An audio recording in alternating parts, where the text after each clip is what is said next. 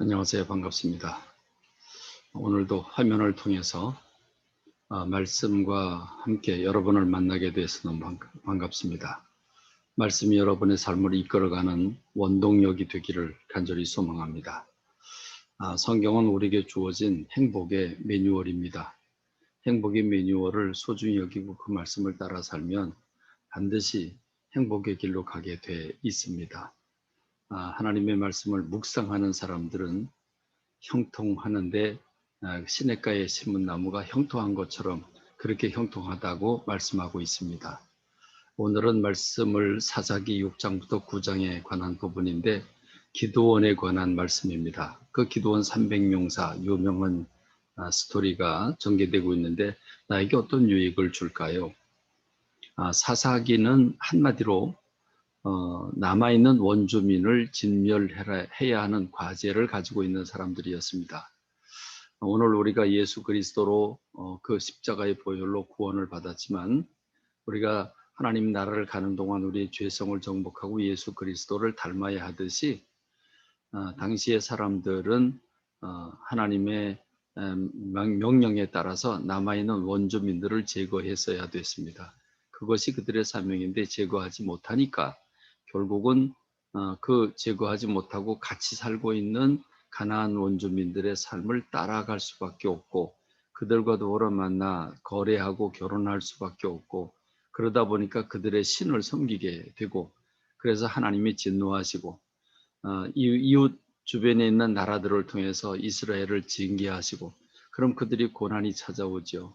적군들이 쳐들어와서 죽이고 또 빼앗아가고 먹을 게 떨어지고 그럼 하나님 앞에 부르짖으니까 긍휼을 베풀어 주셔서 사사들이 또 등장합니다. 하나님이 사사들을 쓰셔서 그들을 통해서 그들을 구원하시게 됩니다. 사사들이 또 그들을 다스릴 때는 평강을 잠시 누리다가 사사가 죽고 나면 또 범죄를 하고 그래서 또 사사를 보내는데 이스라엘의 이 사사기에는 12명의 사사가 등장합니다. 12번씩이나 하나님을 배반했다는 것을 보여주고 있죠. 그 사건 중에 하나가 6장부터 9장의 말씀은 기드온 300용사, 곧 기드온이라고 하는 사사에 대한 말씀입니다. 기드온은 어떤 사람이었습니까? 하나님을 만나기 전, 살아계신 하나님을 만나기 전에 그는 매우 약한 사람이었습니다. 하나님에 대한 불신으로 가득했죠.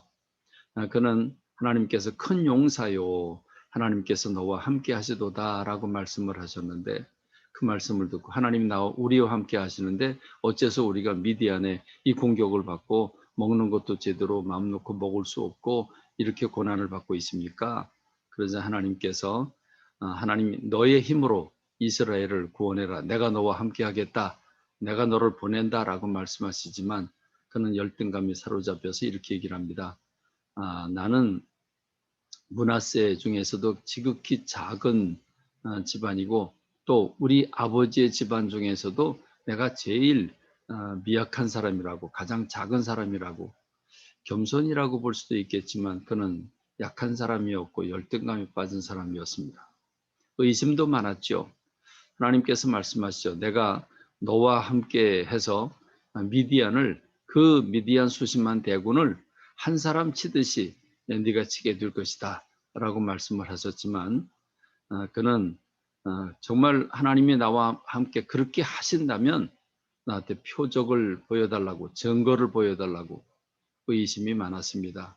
그래서 그가 예물을 준비하죠. 염소를 잡고 무교병을 준비를 하고 국을 준비하고자 그걸 하나님의 사자가 바위 위에 올려놔라. 올려놨을 때 바위로부터 불이 올라와서 그 제물을 다 태웁니다. 그래서 그는 진짜 살아계신 하나님이 자기에게 나타났다는 사실을 알고 두려워하면서 여호와 살롬을 외치기도 합니다. 이 경험을 통해서 그는 완전히 변화된 삶을 살죠. 하나님의 말씀에 순종하고 주님께 붙들린 사람이 됩니다. 그래서 하나님이 기드온에게 명령을 내리십니다. 너 아버지 집에 너희 온 동네가 섬기는 우상이 있지 않느냐. 그 바알신 그걸 부서뜨리고 아세다롯 그 여신을 찍어내려라. 그리고 수소를 가져다가 산에 올라가서 내게 제단을 만들어 제물을 올려라 라고 하나님이 명령하자 밤중에 아직 두려움이 있어서 밤중에 사람들을 모집을 해가지고 그 이행을 합니다. 그 다음날 난리가 났죠. 그렇지만 그 아버지가 그걸 지혜롭게 막아줍니다. 그리고 나서 하나님이 순종하는 그의 모습을 보시고 하나님의 영 성령님을 보내십니다. 그래서 기드온이 성령의 그 붙드심, 성령님의 임재하심을 경험하고 미디안 대군이 연합군들이 쳐들어왔는데 그는 나팔을 불어서 이스라엘 백성들을 모으게 됩니다. 32,000명을 모으죠. 근데 하나님께서 너무 많다. 숫자가 많아서 너희들의 힘으로 이겼다고 할 거 아니냐. 그러니까 두려워하는 사람들은 돌려보내라. 그래서 22,000명이 돌아가고 10,000명이 남습니다. 근데 하나님은 그것도 너무 많다.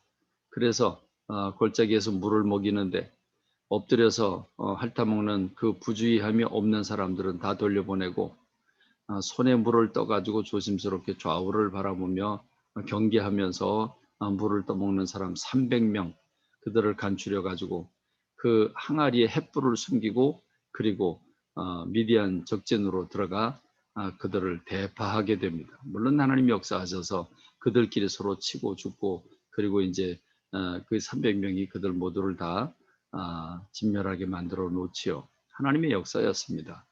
그런 기드온이 생각해 보면 매우 약하고 열등감도 있고 또 의심도 많았던 사람이지만 살아계신 하나님을 경험하자 그리고 하나님이 자기와 함께 하시는 걸 경험하게 되는데 하나님의 뜻이 어디에 있을까? 정말 나를 통해서 하나님 뜻이 이루어질까? 그래서 이 이슬이 오되 이스들이 내리되 이 양털만큼 내가 준비한 한 줌의 양털만큼은 마르게 해 주십시오. 그래서 하나님이 그것만 이슬이 내리지 않게 하시죠. 그리고 반대로 이번에는 죄송한데 이번에는 양털만 젖고 그 주변의 땅은 마르게 하옵소서 했을 때 그대로 하나님이 이행을 합니다. 그래서 하나님이 살아계시고 하나님이 자기에게 분명히 역사하셨다고 하는 사실을 확인하자 기도는 몸을 던져서 순종합니다. 오늘 우리가 하나님을 만나는 일이 중요합니다. 하나님은 살아계십니다.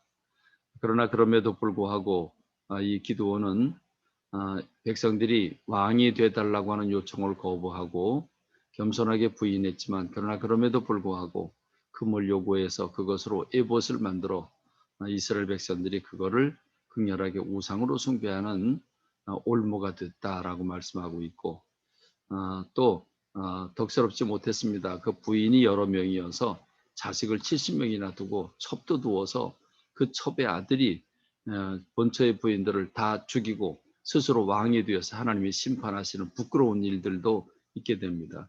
사사시대가 혼란한데 오늘 우리가 이 세상 살면서 이 사사시대의 죄를 번복하고 있지 않는가. 세상을 따라가면서 세상 사람이 돼서 하나님을 진노케 하는 우리의 삶이 아닌가 돌아보고 주님과 더불어 동행하는 말씀과 더불어 살아가는 저와 여러분이 되기를 간절히 소망합니다. 감사합니다.